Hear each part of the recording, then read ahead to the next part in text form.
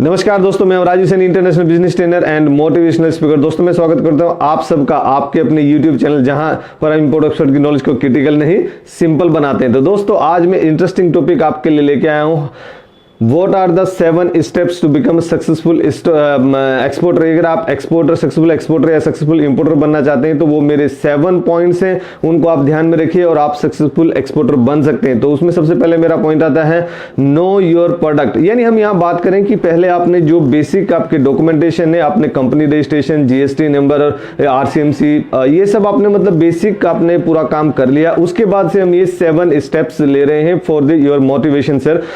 तो सबसे पहले इसमें मेरा पॉइंट आता है नो योर प्रोडक्ट। यानी अगर आपके पास में प्रोडक्ट रहेगा तभी आप उसको बेच पाएंगे, तभी आप उसको सेल कर पाएंगे। तो देखिए, अगर आपके पास में प्रोडक्ट की नॉलेज होगी, जैसे कई बार बैंक के पास में अगर ये आपको सुनने को मिलता होगा कि नो योर कस्टमर, यानी कस्टमर के बारे में अगर आप जानेंगे तभी आप उसको कुछ सेल कर पाएंगे। तो यहां पर भी यही इंटरेस्टिंग एक पॉइंट है कि नो योर प्रोडक्ट। यानी आपके पास प्रोडक्ट है, अगर आप मैन्युफैक्चर एक्सपोर्टर है तो आपको बहुत अच्छे से इसके बारे में आइडिया होगा। अगर आप मर्चेंट एक्सपोर्टर हैं तो आपको प्रोडक्ट के बारे में नॉलेज लेना बहुत जरूरी है। जो भी प्रोडक्ट आपने सेलेक्ट किया है उसके बारे में आप पूरा अंडरस्टैंडिंग ले लीजिए कि मेरा प्रोडक्ट ये है, ये उसका एमओसी। एमओसी मतलब मटेरियल ऑफ कंस्ट्रक्शन, यानी किसकी, जैसे अगर मैं इमिटेशन ज्वेलरी की बात करूं, इमिटेशन ज्वेलरी में हम लोग काम करते हैं तो उसमें कितना % थ्रेड लगा है, जिरकोनियम से बना है या फिर जिंक से बना है, या उसमें एडी जो अमेरिकन डायमंड है वो यूज हुए हैं, या फिर उसमें प्रीशियस मेटल यूज हुआ है, या फिर उसमें जिंक है, कॉपर है, या फिर उसमें जो पोल्यूशन कंट्रोल बोर्ड के जो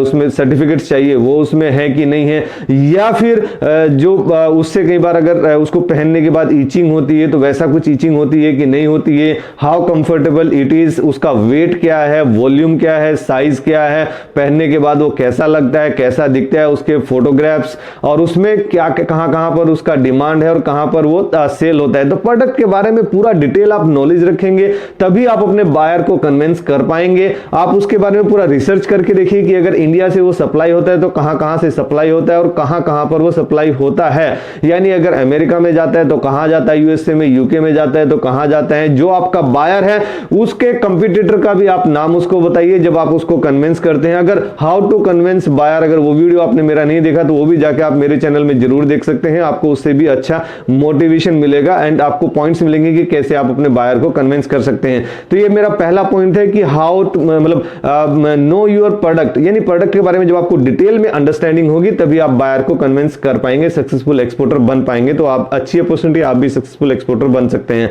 नेक्स्ट मेरा पॉइंट है planning of your daily goals.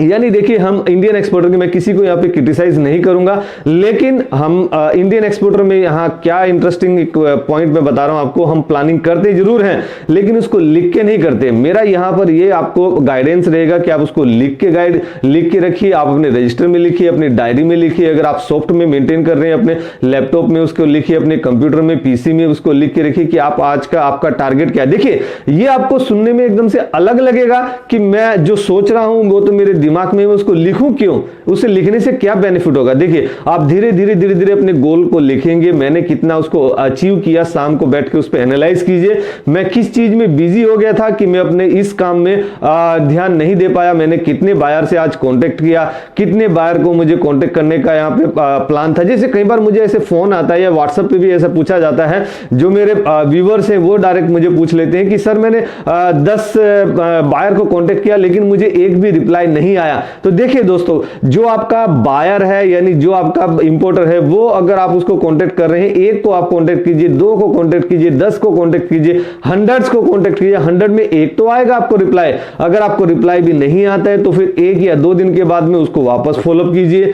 और अगर उसको मेंटेन करके रखिए, एक रजिस्टर आप ले लीजिए, या फिर अगर आप सॉफ्ट में मेंटेन कर सकते हैं तो वेल एंड गुड, अपने लैपटॉप में उसमें एक एक्सेल सीट बना लीजिए। इसके लिए मैं एक अलग से भी वीडियो बना दूंगा, वो डिटेल में सब्जेक्ट है कि कैसे अपने बायर को फॉलोअप किया जाता है। देखिए, हमें अननेसेसरी किसी को डिस्टर्ब नहीं करना, किसी को परेशान नहीं करना। वो हो सकता है अपने काम में बिजी हो सकता है उनके पास n नंबर ऑफ मेल्स गए हो तो वो आपसे उनसे ओवरलुक हो गया हो। तो जरूरी नहीं कि एक बार में ही आपको रिप्लाई आ जाए, हम उनको बार बार बोले तो ऐसे किसी को डिस्टर्ब नहीं करना, लेकिन दोबारा हम उनको 1-2 दिन के बाद में कांटेक्ट करेंगे, दोबारा उनको एक बार फॉलोअप करेंगे, और हो सके तो फिर एक बार उनको मेल ड्रॉप करने के बाद में फोन से भी उनको इंफॉर्मेशन दे देंगे कहेंगे कि sir myself Rajeev Saini, I am from India and we are dealing in this, और उनको ये भी बताइए कि उनका रेफरेंस आपको कहां से मिला। फॉर एग्जांपल अगर आप इंडियन एम्बेसी का एग्जांपल दे सकते हैं तो इंडियन एम्बेसी से भी बता सकते हैं कि हमें आपका कॉन्टैक्ट इंडियन एम्बेसी से मिला है, या फिर आप उनको ये भी बता सकते हैं कि while searching on internet we found your website and from there we got your email ID, तो उनको भी खुशी होगी कि हमारे लोग हमें सर्च कर रहे हैं और हमें देख रहे हैं। तो नेक्स्ट मेरा पॉइंट आता है कि rule and regulation of the export and import country, यानी जो एक्सपोर्ट और इंपोर्ट कंट्री है उनका आपको रूल और रेगुलेशन बिल्कुल अंडरस्टैंडिंग होनी चाहिए। यानी जैसे अगर मैं इंडिया से एक्सपोर्ट कर रहा हूं तो इंडिया के जो रूल रेगुलेशन से, यानी डीजीएफटी के क्या रूल एंड रेगुलेशन से, गवर्नमेंट की यहाँ पर क्या उन्होंने नए रूल रेगुलेशन लाए या फिर क्या क्या उसमें पॉलिसीज चल रही हैं, क्या गवर्नमेंट के बेनिफिट है, कौन कौन से प्रोडक्ट रिस्ट्रिक्टेड है, कौन से प्रोहिबिटेड है, कौन से रिस्ट्रिक्शन नहीं है, या फिर जो आपकी बायर की कंट्री है, जो आपका एक्सपोर्टर यानी जो आपकी टारगेट कंट्री है, वहां पे रूल एंड रेगुलेशन अभी क्या चल रहे हैं, वहां पर क्या अभी लेटेस्ट न्यूज है, वहां के न्यूज के बारे में पढ़िए, वहां न्यूज़पेपर पढ़िए, आपके बायर है, बायर से आप बात कीजिए, वहां के डिटेल्स लीजिए। तो ये है कि आप यहाँ इंटरेस्टिंग पॉइंट यही है कि आप अपने रूल एंड रेगुलेशन से अपडेट रहिए, और यही एक मेथड है कि आप किसी भी जब बायर से आप बात करते हैं तो वहां पे आप फिर पीछे नहीं रहेंगे, आपका जो कॉन्फिडेंस है वो लो नहीं होगा। अगर आप अपडेटेड रहेंगे तो बायर को कन्विंस करने में आपको हेल्प मिलेगी। नेक्स्ट मेरा पॉइंट आता है कि नो योर पोटेंशियल, यानी अगर आप अपना पोटेंशियल को जानते हैं तो देखिए आप में पोटेंशियल है, मैं जानता हूं आप में पोटेंशियल है, आप नहीं जानते हैं तो आपको वो जानना रहेगा और आप क्या कर सकते हैं। कई बार मुझे ऐसा निगेटिव भी किसी का ऐसे व्हाट्सएप आ जाता है या कॉल ही आ जाता है, सर देखिए जो बड़े बड़े बिजनेसमैन हैं दे आर द लूटर्स, वो मतलब टैक्स कम पे कर रहे हैं, या फिर उनको गवर्नमेंट जो है बहुत अच्छा उनको ये दे रही है, लोन दे रही है 100 करोड़ 1000 करोड़ का उसको लोन दे रही है। तो देखिए हम जो एनर्जी, अपना टाइम और एनर्जी, ये सब चीजें रिसर्च करने में लगा रहे हैं कि उनको गवर्नमेंट कितना लोन दे रही है, कितना सब्सिडाइज रेट पे दे रही है, या फिर वो फ्रॉड कर रहे हैं गवर्नमेंट के साथ में, या फिर उनका एनपीए हो जा रहा है, नॉन परफॉर्मिंग एसेट हो जा रहा है। तो जो हम अपना एनर्जी और टाइम वहां लगा रहे हैं, वही एनर्जी और टाइम अगर हम अपने बिजनेस पे फोकस करेंगे, हम अपनी प्रोग्रेस पे फोकस करेंगे, तो डेफिनेटली हम यहां पर अपनी एनर्जी को यूटिलाइज करके एक पर्टिकुलर फोकस, एक टारगेट पॉइंट पे फोकस करेंगे तो जरूर यहां पर सक्सेस मिलेगी। हमें क्रिटिसिज्म से दूर रहना। देखिए हर बिजनेस के पॉजिटिव निगेटिव यानी टू फेसेस तो आपको जरूर देखने को मिलेंगे। आपके अच्छे लोग भी आपको मिलेंगे और आपको ऐसे लोग भी मिलेंगे जो आपको क्रिटिसाइज करें या फिर आपकी लेग पुलिंग करें, तो उन लोगों से भी आपको दूर रहना है और अपने माइंड को, जो आपकी पोटेंशियल है, जो आपकी एनर्जी है, उसको कॉन्सेंट्रेटेड करके एक जगह पे फोकस कीजिए और अपने बिजनेस में अपना टाइम लगाइए, ना कि इधर उधर की बातों में आप अपना टाइम वेस्ट करेंगे। नेक्स्ट आता है सक्सेस टेक्स टाइम, यानी मेरा नेक्स्ट पॉइंट है सक्सेस टेक्स टाइम। यानी जैसे वो मैंने एग्जांपल दिया था कि सर मैं तो 10 बायर को कांटेक्ट किया लेकिन मुझे एक भी रिप्लाई नहीं आया, तो ऐसे बहुत आपको केसेस मिल जाएंगे, लेकिन इसका मतलब ये नहीं कि हार मान जाना है। ये देखिए आपको सक्सेस मिलने में टाइम लगता है। यानी एक कोट अगर मैं बताऊं तो उसमें एक बिजनेसमैन है, उन्होंने बोला कि I have taken 15 years to become overnight success. यानी उनका अगर एक दिन का सक्सेस मिला है तो उसके लिए उन्होंने 15 साल लगाए हैं अपने। तो ये नहीं यहां पर आपको 2 महीना लग जाए, 6 महीना लग जाए, नए एक्सपोर्टर को हो सकता है आपको 1 साल भी लग जाए पहला ऑर्डर आने में, लेकिन आपको कंसिस्टेंसी के साथ में लगा रहना पड़ेगा।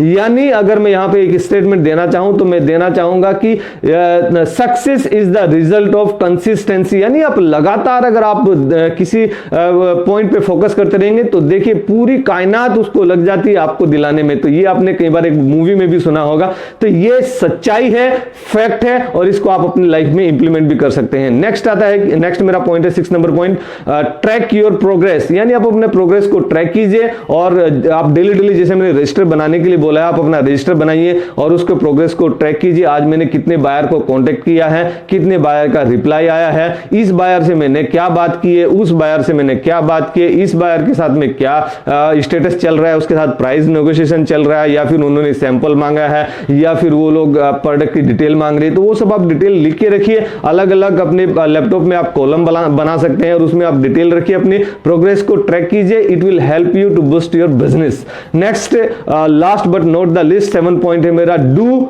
और डोंट। यानी अगर आपको बिजनेस करना है, इंपोर्ट एक्सपोर्ट का बिजनेस करना है, एक्सपोर्ट के बिजनेस में आना है, या तो आइए, या तो बिजनेस कीजिए या फिर मत कीजिए। ऐसा नहीं कि विल ट्राई की यहां पे कोई बात आती नहीं है। यहां फाइनल डिसीजन रहेगा, फर्म डिसीजन रहेगा। अगर आपको बिजनेस करना है, इंपोर्ट एक्सपोर्ट का बिजनेस करना है, ये प्रॉफिटेबल बिजनेस है, अच्छी अपॉर्चुनिटी, आप भी कर सकते हैं। या तो आप कीजिए या फिर मत कीजिए, फाइनल डिसीजन आप ले लीजिए। Thank you very much. अगर ये वीडियो आपको पसंद आता है जरूर आप इसको लाइक कीजिए। अगर चैनल पे आप नए हैं, नए व्यूअर हैं, तो चैनल को आप जरूर सब्सक्राइब कर सकते हैं, जरूर सब्सक्राइब कर लीजिए और हमारी कंट्री की इकोनॉमी बूस्ट करने में मेरी मदद कीजिए। Let's do export together. Thank you very much.